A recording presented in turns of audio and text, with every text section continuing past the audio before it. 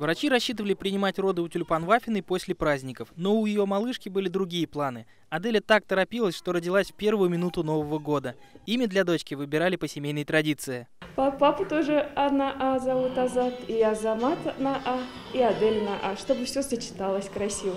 В пеленальной комнате все готово. Цветы, игрушка, теплая одежда для малышки Адели. С минуты на минуту медсестры ее оденут и передадут счастливым родителям. Аделя родилась весом 2 килограмма 900 граммов. Врачи про нее говорят спокойная и совсем не похожа на тех, кто приходит на свет в новогоднюю ночь. Или вся в родителей, отмечают папа и мама. Аделя родилась в семье врачей. Мама эпидемиолог, отец анестезиолог-реаниматолог. Дарите маме цветочки. Принимайте ребенка.